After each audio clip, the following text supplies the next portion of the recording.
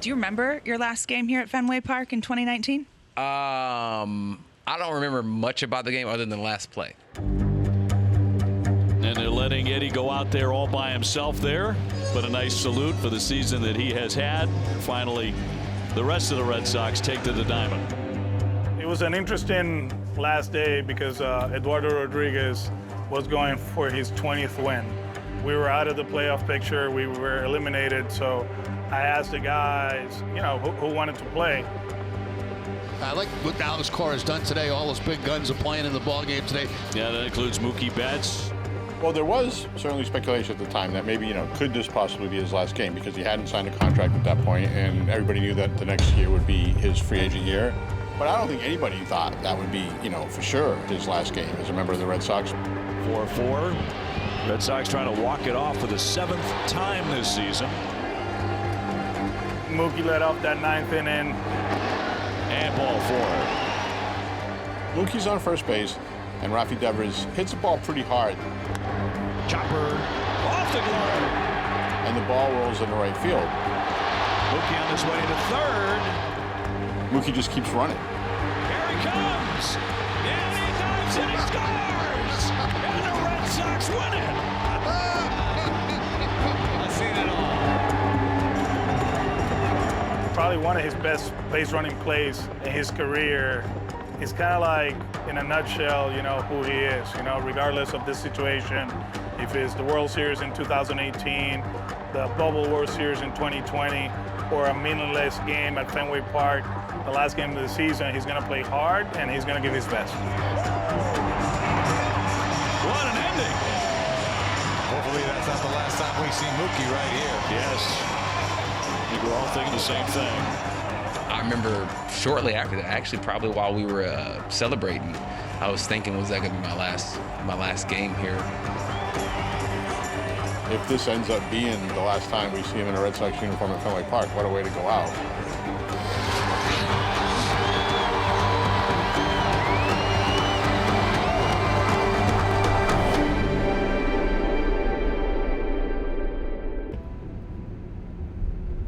This is a place that I was kind of grew up. I was kind of raised here, so it's super, super dope to be here and see all the stuff. See all the familiar places. But what's crazy is where I'm at in life now.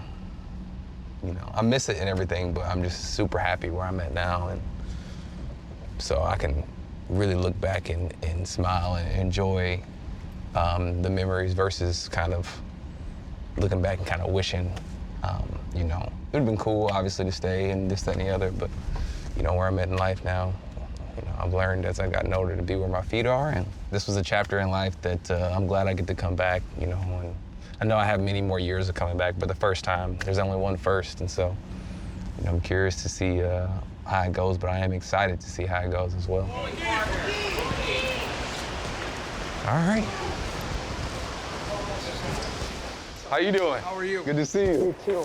Everything good? So far, so good. How you doing? Good to see you. How's your dad doing? He's good. He's here. He's here. He'll be here. He'll be here. Good to see you. You gonna go to their clubhouse? Yeah, he's here. Huh?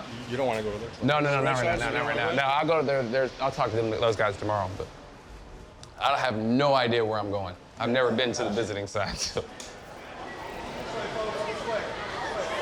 What's going on, guys?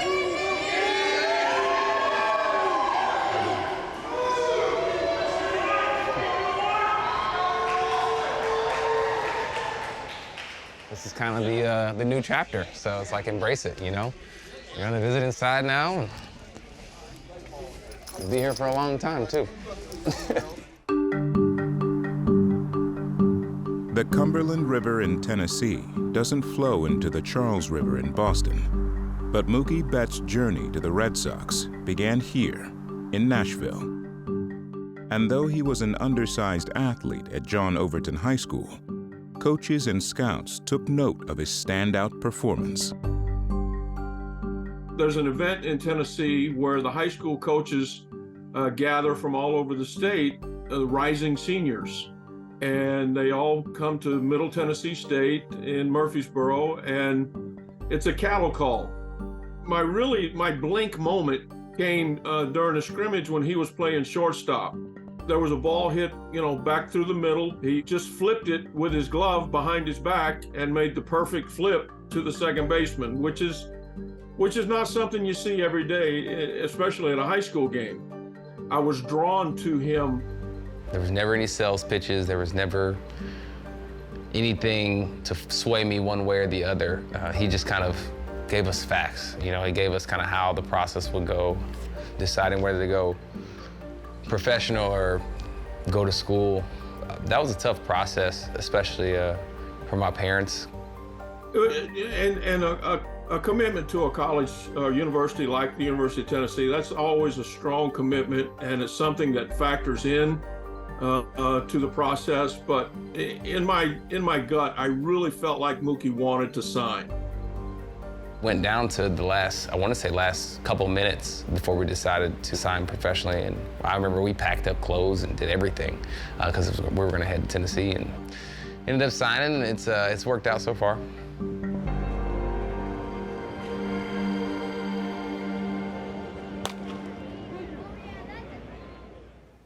When the schedule came out last year, we kind of circled it. I had the time of my life playing here. I think a lot of people do. But I would tell them, if you go up there, you got to play well. There's nothing else. You got to go up there and you got to play well. And I think that's why I did play well, because I knew every day I put the uniform on, you got to play well. And that's the blessing. That's the good part. That's what I enjoyed so much, and very proud of who I am right now. And like I said, it's a little easier for me to look back and say, good job, kid. For that 21-year-old guy. But the 30-year-old guy you got to keep going.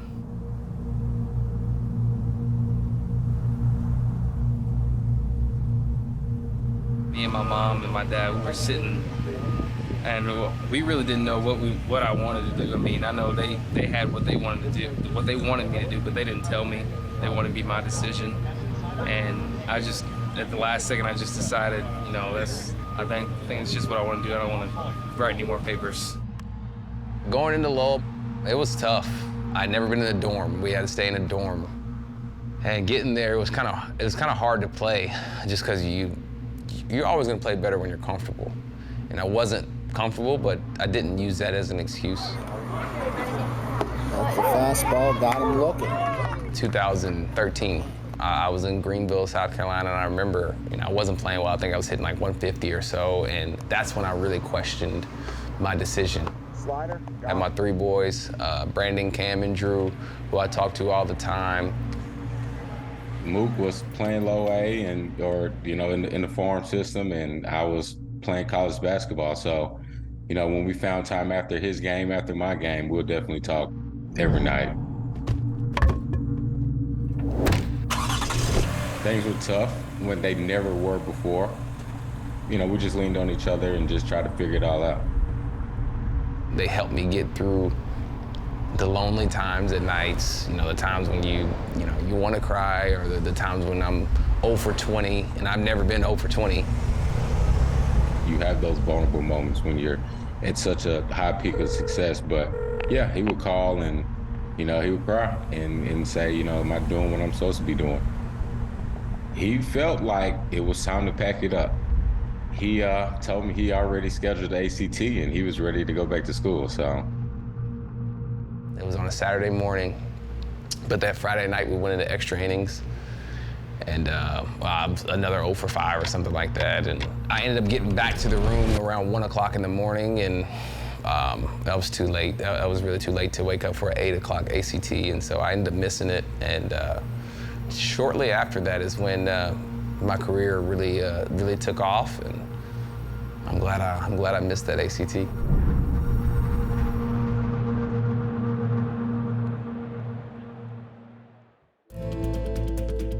Backstage Dodgers is brought to you by Cadillac.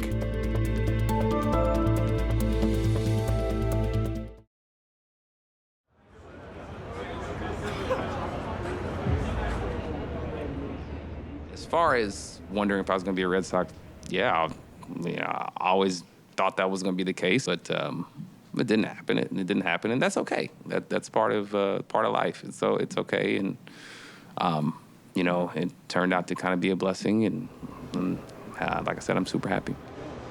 Nice to finally meet you, man. All right.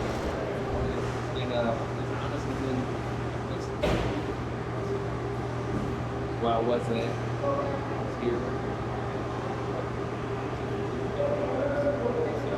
It's a little easier. Thank you. It is what it is. You gotta do what you gotta do. You know, we're here to take care of business, and that's exactly where my head is right now. And you know, when those emotions come, when those things come, I'm sure I'll, you know, switch my focus and, you know, enjoy those moments, especially for my family. You know, I'm glad everybody's enjoying it, but I'm definitely here to take care of business, though.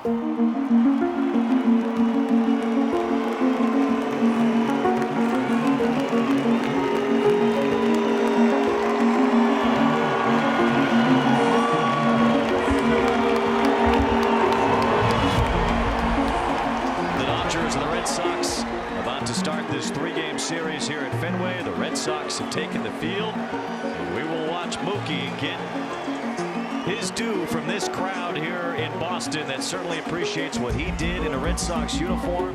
So it'll be a raucous ovation here for Mookie Betts.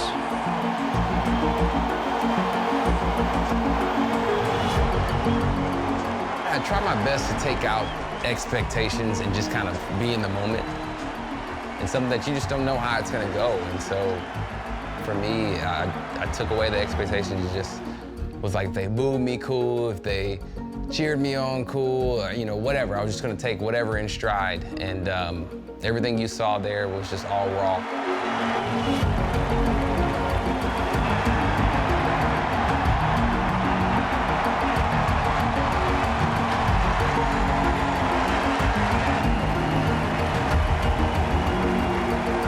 Mookie said it could be nothing, it could be everything. Probably meant everything to hear that. I've been saying all along that he was going to get what he deserved, and it was a great standing ovation to let him know how special he is. And it's not only what he did on the field for us, it's off the field. The way he went about his business, the way he went about it in the clubhouse. And you know, it was a special moment for him, it was a special moment for us, and one that we will always remember. Cutter Crawford has kept the Dodgers from scoring any runs. It's a potent Dodger offense. Mookie Betts sends one toward the gap in left center. That will cross the wall. On his way to second base, Mookie Betts back in Boston has a double. Will Smith with runners on the corners. Smith on the drive toward the left field corner. This one is deep, and it's off the top of the monster. Betts scores. Freeman will go to third. Here come the Dodgers. It's now 3-1 Boston. Lines this one to right center. That's a base hit. It ties the game. Will Smith scores. Kike Hernandez against his former team. Back with his original team. Dodgers with a whole bunch of fans here in Boston that have made the trip to see Mookie Betts make his return to Fenway. A successful return to a place he once called home, Fenway Park, as the Dodgers beat Boston 7-4. It's just a normal game, you know. No, it wasn't. It was a normal game. It's a normal game. We won. That's what's the most important. But I think the fans definitely for the ovation, and you know, I got a little emotional there, but I had to try and lock it back in. And but it was super cool. Congratulations, Mookie. Welcome back to Fenway Park. Thank you.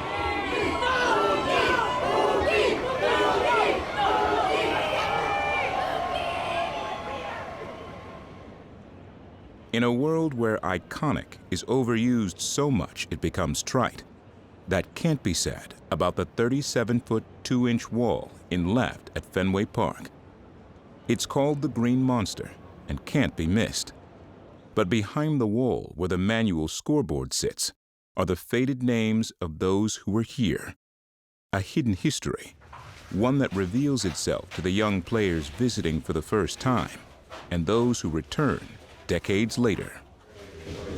I've got a good memory but clearly not good enough to remember where I signed Inside of the Green Monster. Oh, here we go. Are you serious? Look at this. Hey, guys. No! David Roberts, I just wrote my name. Oh, wow. It was in 2000. 9/19/2000. So I did it, and I put, because my wife was pregnant at the time with my son, Cole. So he was born in October. So since he was born in October, we knew his name was going to be Cole. So I wanted Cole. I said, so if Cole, my son, ever gets to Fenway Park, I want him to know that I was thinking about him when he was in his mom's stomach. Wow. So 9/19/2000, and then 4 years to this date, my daughter was born 9/19/2004. Here, look at us. Yeah, That's right awesome. there. There you go. Yeah. Thank you. Yeah. There you go. There it is. That's awesome. That's great. There you go. So great. After all this time, does it feel a lot different because you've been back a lot? Yeah, it does. I think for me, I'm actually excited that the focus can be on Mookie and his return and not me coming back from 2004. So this is a dear place for me, but and I know Mookie feels the same way. It never gets old coming back to this place. Cut this interview short, guys. You kind of like got everything. My dog. What's up, we got? You good? What's going on? Trying to look like you one day. Hey, last night, when you walked to the plate, and I saw the ovation coming from the fans, that made me feel like I want to be here clapping for you. Oh, thank you. Yeah, you're my kid, man. You know that. You all deserve all that. Thank you, sir. So last night I'm in front of the hotel, and I saw a whole bunch of Dodger fans. I walk out, they saw me, Papi! They can't take picture with me, this and that. And I asked them, are you guys taking care of my boy Mookie up in LA? You know what they told me? What? We embrace Mookie. We are blessed to have Mookie. That's what they told me straight up. I learned from you, bro. Hey, baby, you know how it is. I'll let you finish doing Hey, it. do your thing, man. I'll holler at you later. Go you know holler at your boys. Let's go. I gotta go now. Hey, you got a lot of interview of Mookie in that phone right there. Don't act like we don't know. Mookie's like a little brother to me. Mookie is perfect for this game. Like when I watch him, his personality, it reminds me of myself a lot because he's humble. He always had that big smile. He always willing to be cool with people, This guy disturbed me every day because he wanna be the best on the field. We had so many conversations about hitting. He used to drive me crazy. Like I told you, you gotta give something to get something. Yeah. You already did some damage, right? He throw you the fastball, trying to get in on you, pow! 1-0. So I give the fastball up. What he did to you? Slider, changeup, everything, right? Yeah. That's exactly what happened. With Big Papi, man, being in his presence was everything for me. You can't waste an opportunity like that. As a leadoff, when they know you are the game changer, you know what I'm saying? The first at bat, they might do exactly the same thing he did. Yeah. Just to see where you at. While he's hitting, I would ask him questions. When he's in the training room, I'm asking him questions. When he's sitting in his locker, I'm asking him questions. So I'm trying to learn. Closed mouths don't get fed, and so now just talk to him. You are driver. The Mookie show. Okay, yeah. It's your show. No, I'm just along for the ride. A lot of people played roles in who I am today, but I think you can obviously see me and Big Papi's relationship and how he has shaped me into who I am.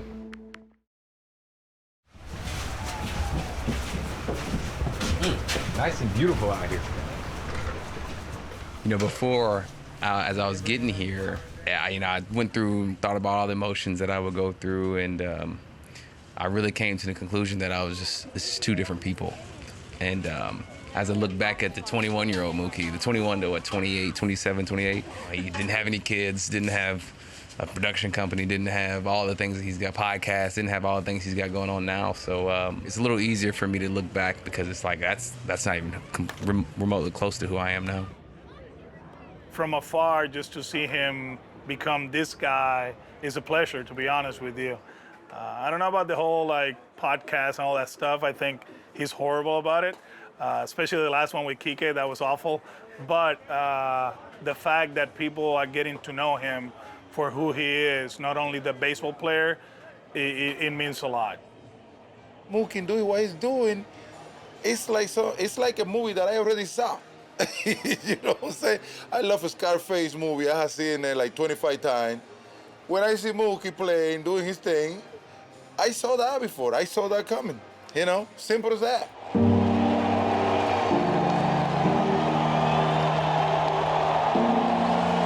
One more time, Boston does it right.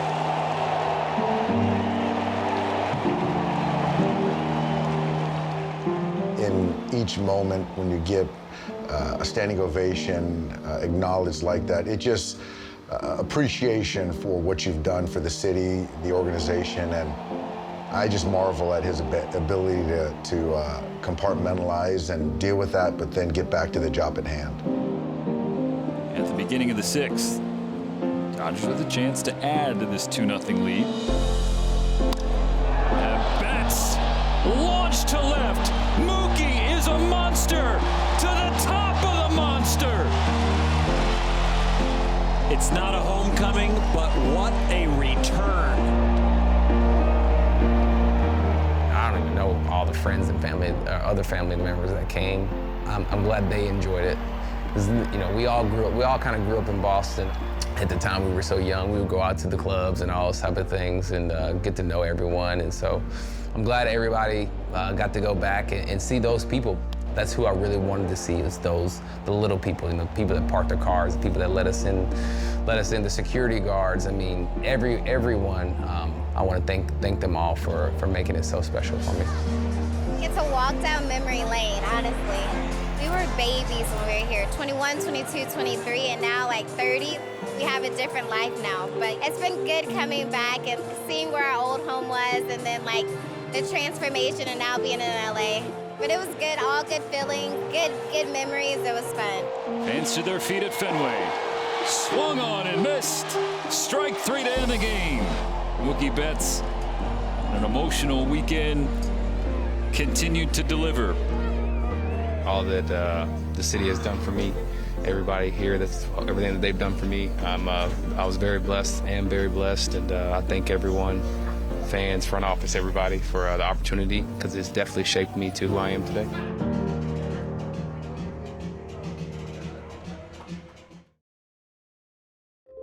On the next Backstage Dodgers, the Little League World Champs visit the Ravine. It's an inspiration to them to come out here and be with these kids and see these guys hit and understand that, hey, this is what it takes to get here.